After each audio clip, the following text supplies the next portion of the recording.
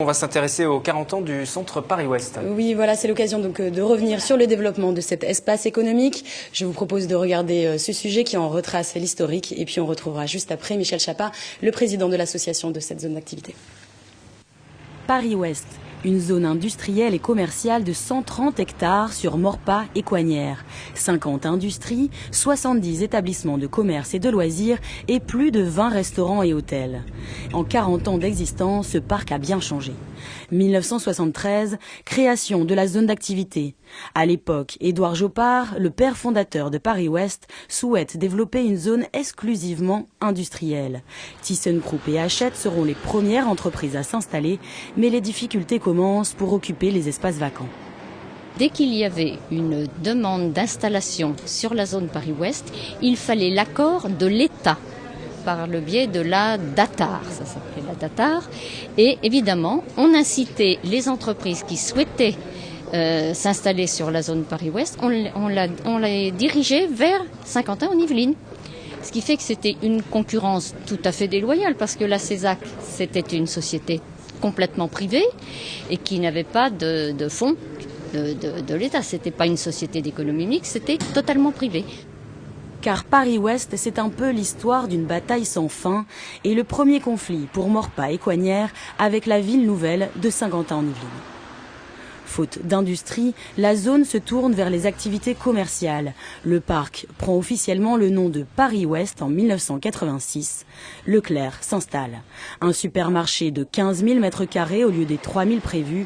À l'époque, la mairie de Coignières ne voit pas d'un bon œil cette concurrence pour les commerçants de sa ville. La guerre est lancée contre le directeur du magasin.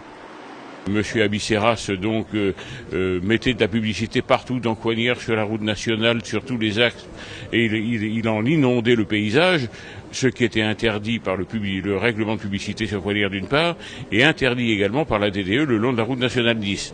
Donc j'étais dans mon bon droit d'arracher tout ça. Ce qui était quand même fort amusant, c'est que c'est mes employés municipaux qui collectaient toutes ces fléchettes, qui les mettaient dans une benne, et M. Abisseras allait leur racheter, je dirais, pour les remettre de nouveau sur le terrain.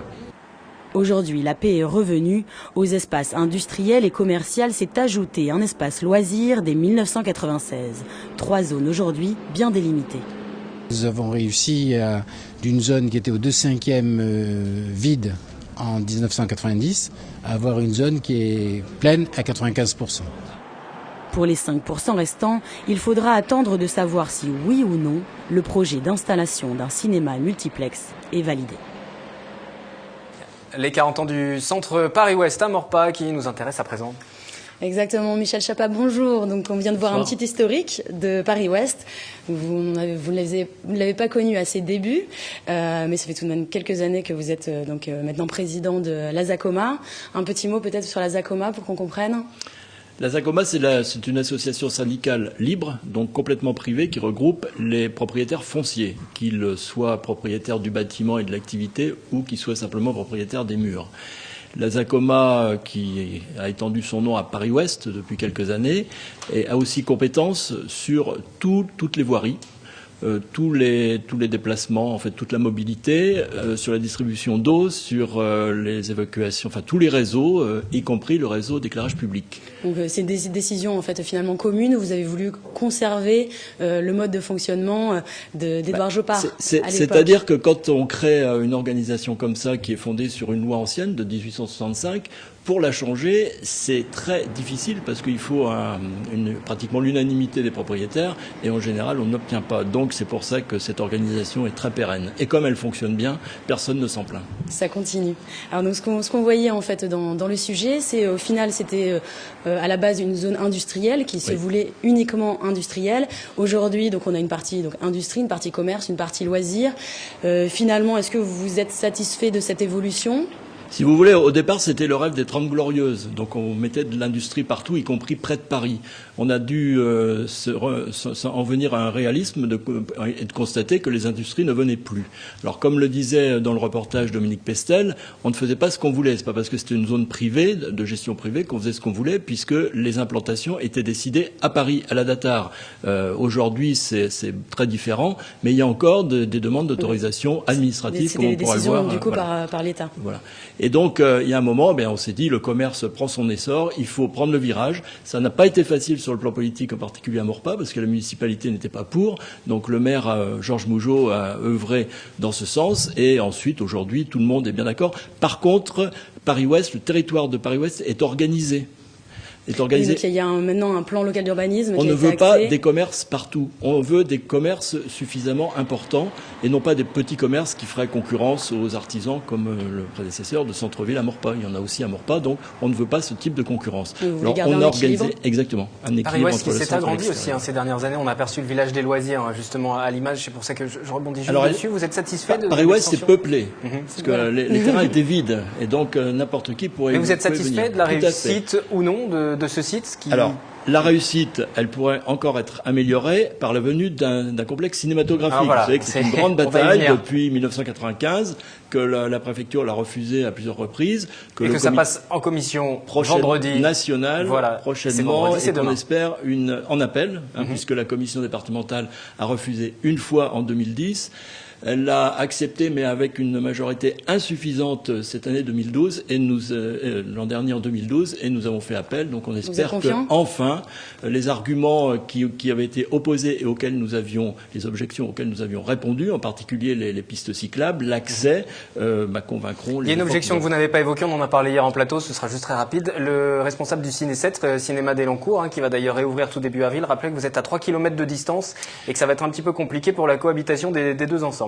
Alors, je suis pas venu pour faire un débat là-dessus. Non, c'est sûr, mais c'était pour vous faire réagir. Ils se trompent parce qu'il y a des gens d'abord, ceux qui iraient à ce cinéma à Paris-Ouest ne sont pas que des gens de Maurepas ou d'Elancourt. Il y a aussi d'autres villes, à Coignières, Jouarre-Pontchartrain, etc., qui sont intéressés par ce complexe.